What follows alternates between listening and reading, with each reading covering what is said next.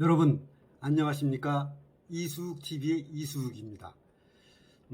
제가 이제 며칠 전에 이렇게 토크 이렇게 내용을 한번 해드렸더니 반응이 참 좋습니다.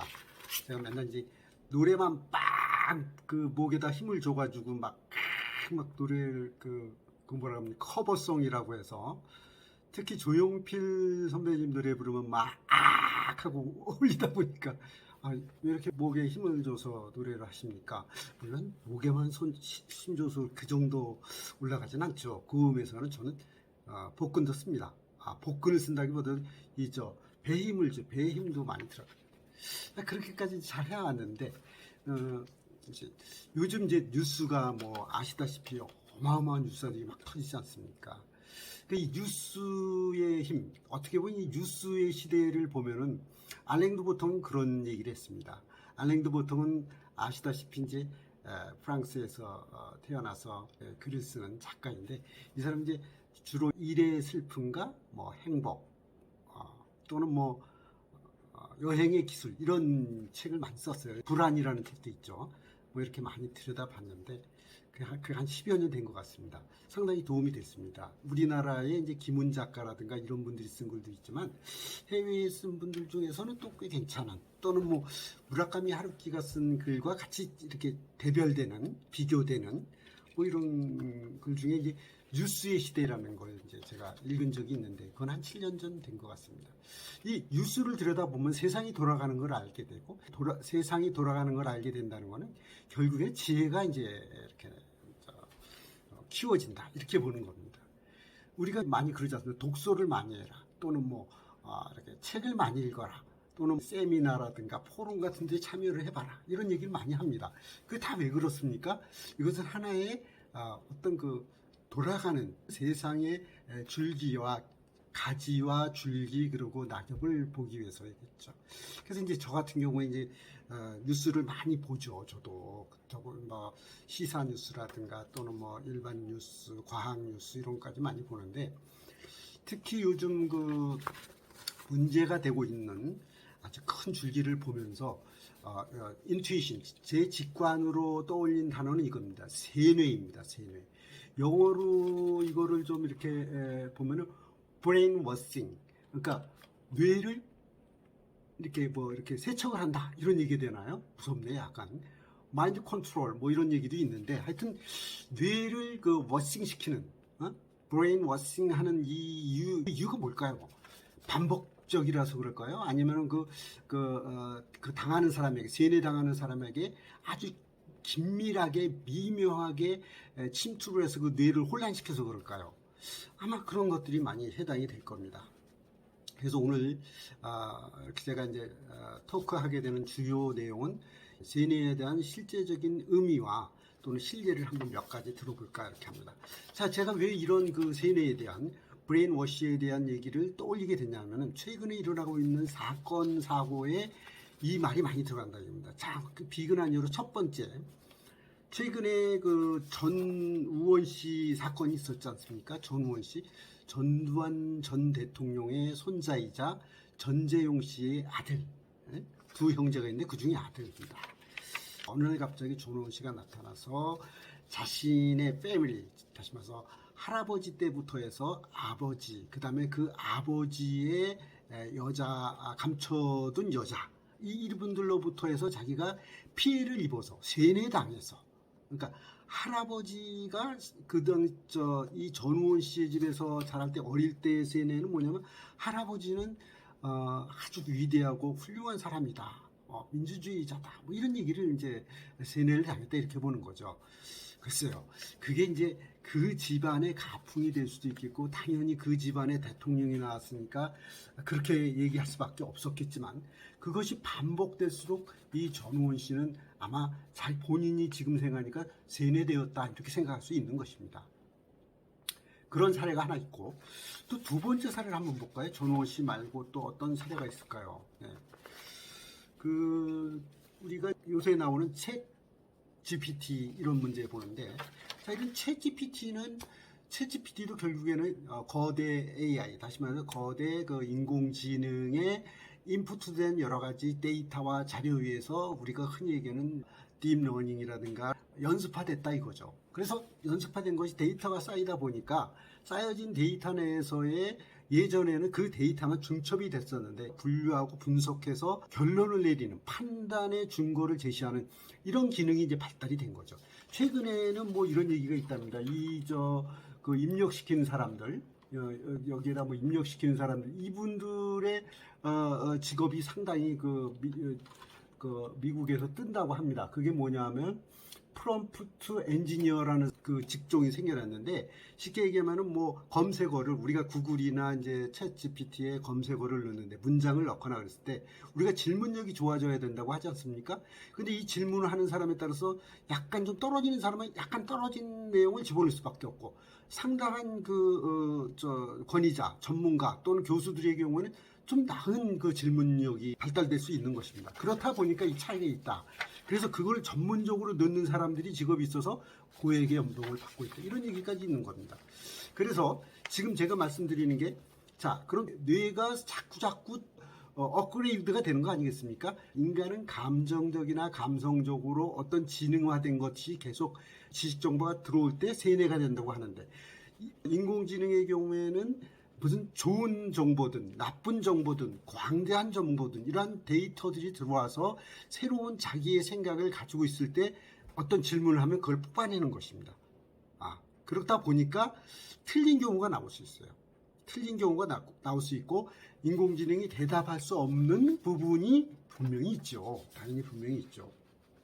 그래서 제가 전우원 씨 예를 들어줬고, 그 다음에 이제 챗 GPT 얘기를 말씀을 드렸는데, 이 챗 GPT로 잠깐 들어가 보고 전우원 씨도 보면은 이 챗 GPT는 연결의 관계입니다. 다시 말해서 인풋과 아웃풋, 이런 것들이 연결을 하는 사람들끼리의 사람들이 입력된 데이터를 연결해서 점점 광대해지고 커지는 거 아니겠습니까?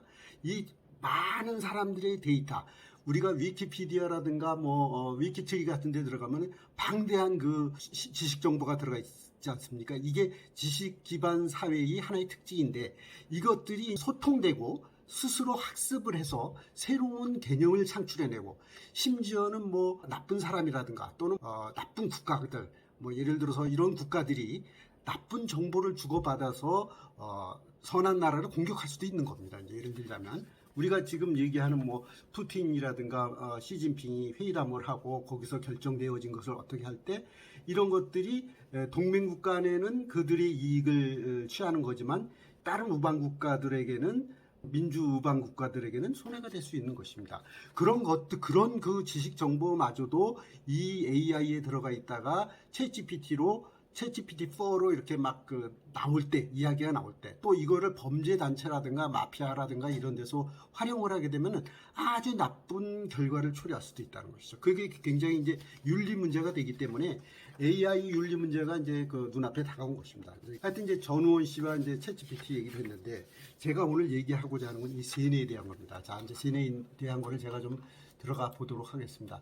그 세뇌에 대한 거를 위키피디아, 위키백과를 한번 들어가 봤더니, 자, 이게 이제 이게 그러면 세뇌의 기본 기원은 어떻게 됐냐 그랬더니, 중국어로는 씨나오라 그럽니다. 세뇌, 그 뇌를 씻는다. 그래서 원래는 그 마오쩌둥 시기에 중국 정부가 이제 반동주의자들을 올바른 사상을 가지고 새로운 신중국의 사회 체제로 편입할 수 있도록 그들의 마음을 바꿔주는 도구로서 세뇌를 시작했다. 이렇게 기원이 되어 있는데, 글쎄요, 이게 그거는 학문적으로나 논리적으로 이거를 검토하다 보니까 세뇌가 그때 시작됐다 그러지만, 사실은 세뇌라는 것은 손자병법에 보면 용간이라는 것도 있어요. 상대방을 이간해서 한다는, 이간시키려면 어떻게 됩니까? 사람 생각을 바꿔야 되기 때문에 이간질을 하려면 세뇌도 시키는 거예요.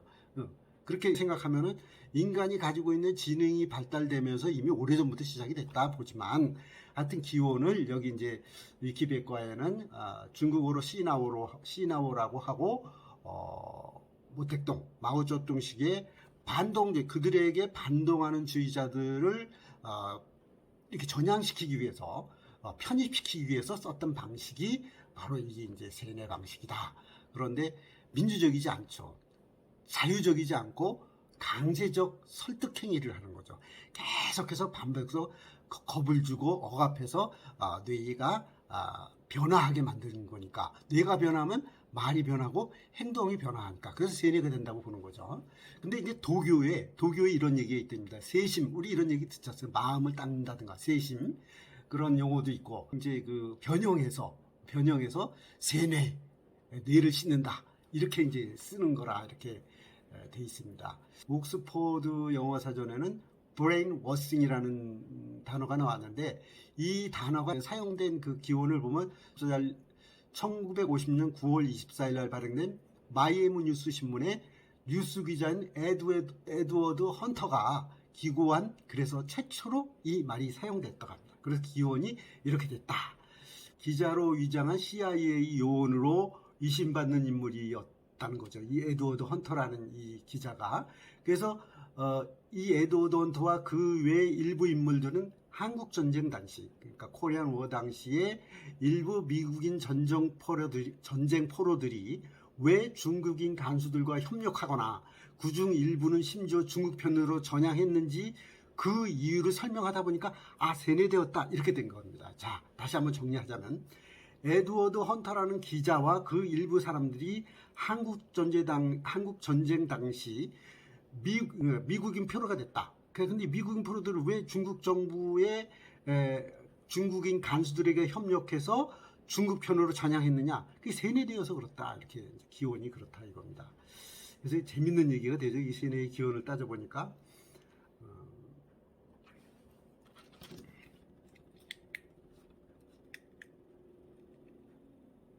그러면 이 세뇌의 수단은 어떤 것일까? 이걸 한번 또 내용을 좀 이렇게 살펴보도록 하겠습니다.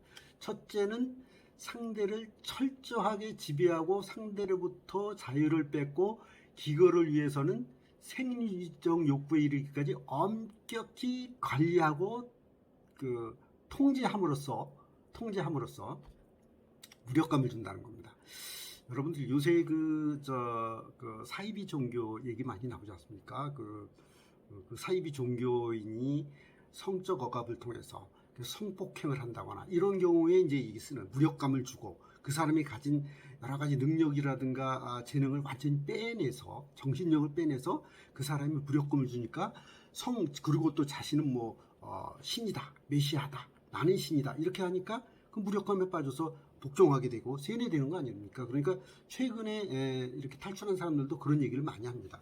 그래서 그런 수단을 쓴다는 것이죠. 또 고문을 가하거나 정신적, 육체적 그런 고통을 줘서 사람들이 세뇌되는 그런 걸로, 이런 수단을 이제 많이 쓰게 된다, 이게 되는 거죠. 이렇게 되면 이제 사람이 가지고 있는 자존심이나 주체성이 파괴되고 이 굴욕을 맛봄으로 해서 스스로 무너지게 만드는 거죠. 그 무너진 다음에 거기에 이제 덧붙여서 이제 자기가 가고자 하는 목표는 세뇌자죠. 피세뇌자가 아니라 세뇌한 사람이 이 사람이 어떤 방향으로 가게 하는 거를 이렇게 주도하게 하는 거죠. 그 목적으로 이용을 하게 되는 거죠. 자, 그럼 이 세뇌의 효과에 대해서 이제 말씀을 드려보려고 그래요. 자, 이렇게 세뇌 과정이 이렇게 거치게 되면은 특별한 사람, 아주 정신적으로 멘탈이 강한 사람이나 또는 정신병질 질환을 갖고 있는 사람이면 거의가 세뇌가 돼버린다는 겁니다. 그러니까 우리 보통 사람들은 세뇌되기 쉽다는 거죠.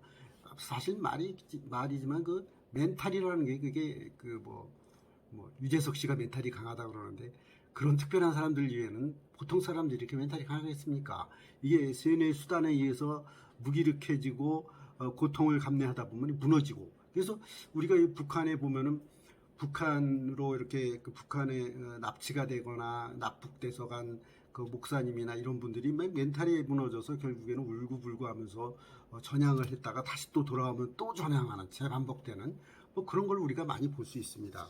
자, 이런 세뇌는 제가 보기에는 오늘날 무슨 정치 세력이라든가 또는 어떤 그 기업나 나쁘거나 좋은 방향으로 많이 이제 활용이 되고 있죠. 좋은 방향으로 쓰는 거를 누가 세뇌라 그러겠습니까?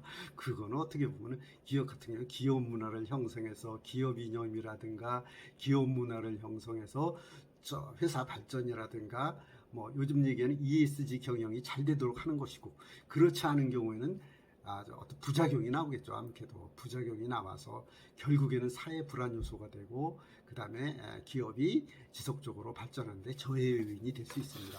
우리 개인으로 봐도 그렇지 않겠습니까? 우리 법인이라든가 개인으로 보면 개인이 이런 그 세뇌를 당해서 불행해지는 경우는 너무나 주위에 많죠. 그래서 오늘은 이숙 TV에서 특별히 세뇌에 대해서 주요 뉴스를 들여다보다 보니까 이 세뇌에 의해서 사람이 망가지거나 또는 제대로 활용이 돼서 좋아지거나 이런 것들을 많이 봤기 때문에 오늘은 세뇌에 대해서 다뤄봤습니다. 여러분, 다음 시간에 또 뵙겠습니다. 고맙습니다.